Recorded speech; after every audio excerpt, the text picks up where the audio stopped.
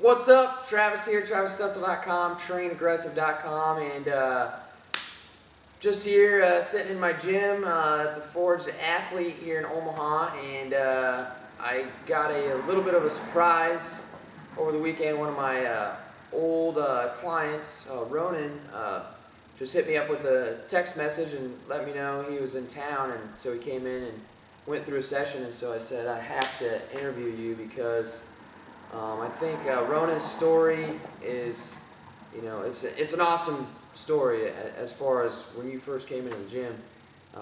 You really kind of surprised me with, the transformation that you made from where you started out at to where you are now, and I just think it'd be awesome just to kind of dig into definitely, yeah, your journey of where you started to where you are now and where you're going, and I just think people will get a lot of insight and motivation from this. So first off, thanks for doing this freaking interview. Oh, anytime, awesome. Anything, yeah, it's an honor to be here. Cool, yeah. Man.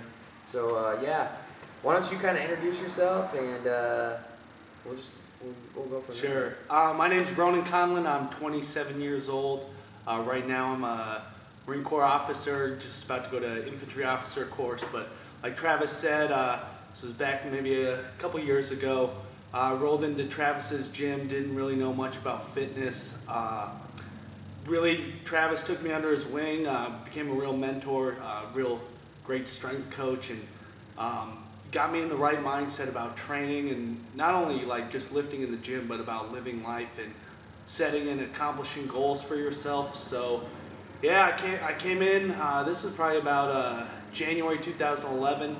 Had a vague goal of wanting to join the Marine Corps, wanting to be an infantry officer, and just over the course of about 2 years, about till October 2012 when I went to OCS, kind of went through a whole transformation, got trained here the whole time, went through the Spartan Race in Vermont.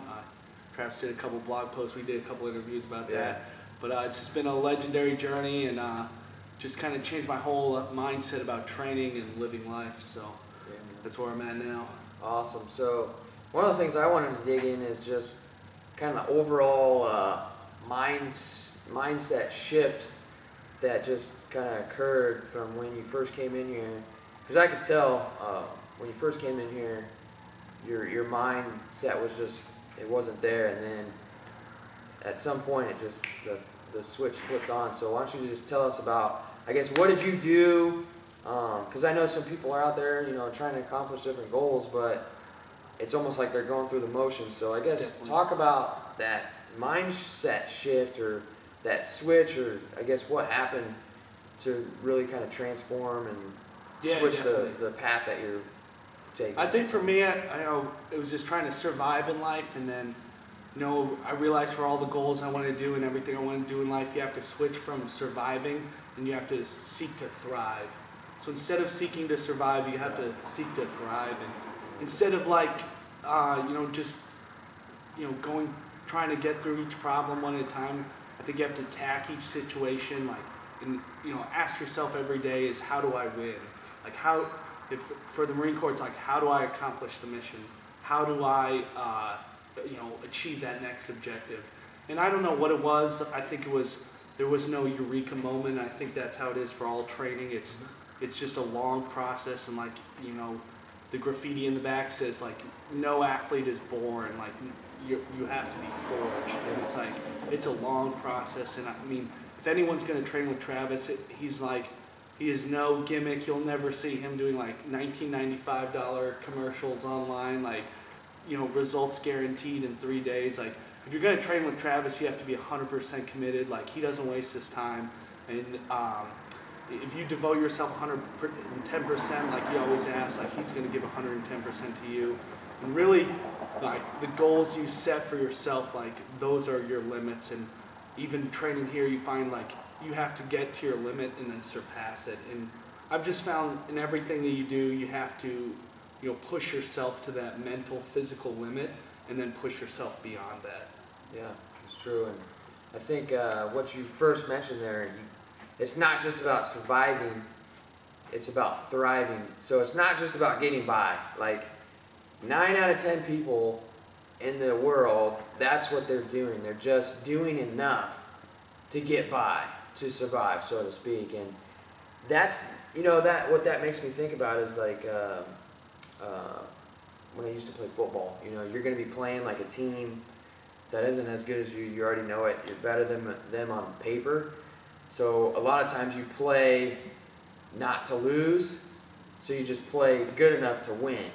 Whereas if you want to accomplish some big things, and the stuff that you've accomplished thus far in regards to what you're doing, and we'll get into that a little bit more, you can't just be simply doing enough to get by. So if you want to start achieving bigger things, that's what you got to be doing. You got to be reaching for more instead of just taking what's given to you, basically. Anybody can just hang back in the back row and just make the cut. So that's the difference between people that are doing big things, achieving the goals that they want to achieve, is they're taking those extra steps. They're not just surviving, they're freaking thriving. So that's what it's about, man. So why don't we kind of talk about so kind of went through the whole mindset shift, and so when did you decide that you wanted to go into the Marines? For me, like, Marine Corps is very age sensitive. I mean, I'm 27 now, so it was something I'd always thought about and just realized, this is the time in your life that you have to do it and you have to go for it. And, where I was, like, mentally and physically wasn't necessarily there. So, I mean, I had to just kick it into high gear for about a year, and just extremely competitive, especially in this district. It's like a less than 10% acceptance rate, so you just have to be able to put yourself above and beyond everyone else applying. So you joined the Marines, you made that decision, and then OCS school, right? Yeah, Officer Candidate School from October 2012 to December 2012. It was 10 glorious weeks of training, very intense, but Travis had just set me up for success. I knew going into it, a couple of people had told me that, the toughest part for me was just to be accepted. So once I got there, to me, every day was a blessing. We had other candidates there who would complain, and it's just like, you're here voluntarily. There were, I think it was something like 30 people for every one spot. So, you could quit at any time, and I told people, if you don't want to be here, just quit, because there are, hundreds of other Americans who, would really kill to have this spot. So it was just went all out 110%, and my peers, and I don't know what they were thinking, but they gave me the Gung Ho Award at OCS. It was a true honor, and really don't feel like I deserve it, but it was for dedication and teamwork. But it was everyone I trained with, everyone there motivated me, and it was 10 weeks that flew by, but it was just a great experience because mentally I was in the game. And one other thing is I had been denied for OCS, so I'd experienced failure, and I talked to Travis about this, and he told me, like, one thing that you talk about mindset. He was like, give that selection board like a reason to show like why they were wrong. So I got denied, I think, in January 2012. So I got to train an extra 6 months from January to June, and that's when we just kicked into high gear. I was like, I got denied once, like, it will make me a better officer, I believe, because, if you've experienced failure, like, in anything in life, like, is it something you truly want? Like, is this a goal? Are you just going to say, oh man, I did my best, whatever? Are you going to say, like, hell no, I don't accept this result. I've got 6 more months to train. I'm going to do everything I can. And that's doing the death race. I just thought to myself, like, how can I make myself competitive, like, to this selection board? Like, I'm sure that other candidates had run marathons. Like, I'd run a few marathons, but I just needed something crazy that would, pop on the paper that would be like, man, this guy, we'd be crazy not to accept him. So I had to do that. Sometimes you just got to make crazy decisions if you want those results. I think a couple of good key points to really focus in on there that you're talking about is, number one, when you fail, just know it's a part of life, and instead of just dwelling on that failure, use it as fuel. So I remember when you failed, you know, it was disappointing, but at the same time, it was just like, all right, that's fine. I'm gonna show these some bitches that they just made the biggest mistake ever. And you know, that's just one of the ways to use failure that happens in life, because it happens all the time, happens to all of us, and it's your decision on what you're gonna do to react. Okay, so that's the biggest thing, is you have a choice to react to failures. You have a choice to react to successes. All right, it's just like when you achieve success, are you just gonna, you know, sit there and, you know, not be hungry anymore, or are you gonna continue to be hungry and go after more? And it's kind of that, kind of goes into that whole mindset of being like the top dog. It's not that. It's a lot easier to climb higher when you're not the top dog versus when you get at the top of the mountain. You know, everybody's gunning for your position. So it's a different type of mindset, and it's tough, but that's what keeps you successfully moving ahead, is being hungry. And you know, it comes back just to, you know, not surviving and thriving. But another thing that you mentioned that people really need to truly think about is when you do have failures in your life, instead of, you know, so many people are so quick to feel sorry for themselves. So you could have easily, when you failed the first time around getting in, you could have easily said, well, screw this, you know, I should have been selected, and you know, you hold that against them. You don't blame yourself. But what you could do instead of that, the mindset about that is you've got to think about the reason you need to be getting there. So when you have failures, instead of blaming other things, you need to take a step back and look at what you truly have the opportunity to be doing. All right. So when you got into OCS, guys were bitching or whatnot, and you mentioned like for every one spot there's like 30 people. Like I guarantee you there's like 50 to 100 people that would kill to be in that same position. Definitely. So think about different areas of your life that you're in.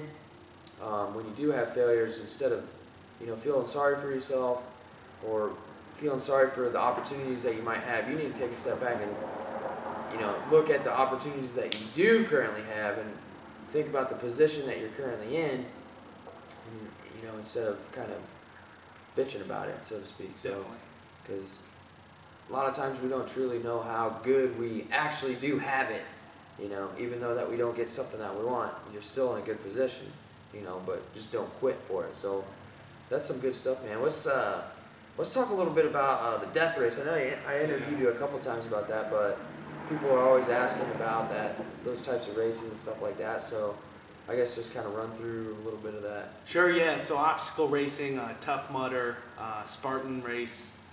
There's a couple at Warrior Dash. Well, there's one huge race every summer, and they do one in the winter as well. The Spartan Death Race.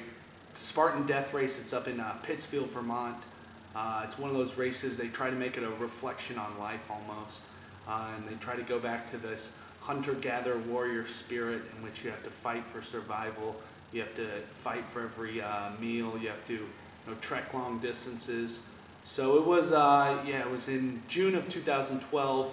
I was doing it to try to improve my Marine Corps application. It ended up being 95 miles. It was one of the most intense experiences I've ever done. It was, you know, 60 plus hours, and it was,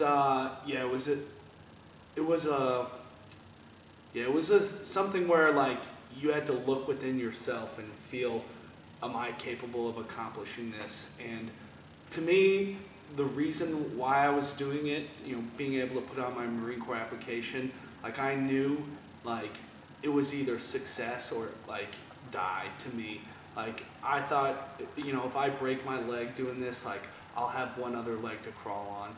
Like my mentality going in was like either finish it or like don't go back to Omaha, because everyone knew I was doing it. I, you know, was raising funds for the Special Operations Warrior Foundation, and like to me, my mindset was almost like, we talked about this, like the Terminator, like, you know, like just accomplishing a mission and no other options. Like never letting any doubt or fear creep into your mind at all. All I was focused on was, finishing this race.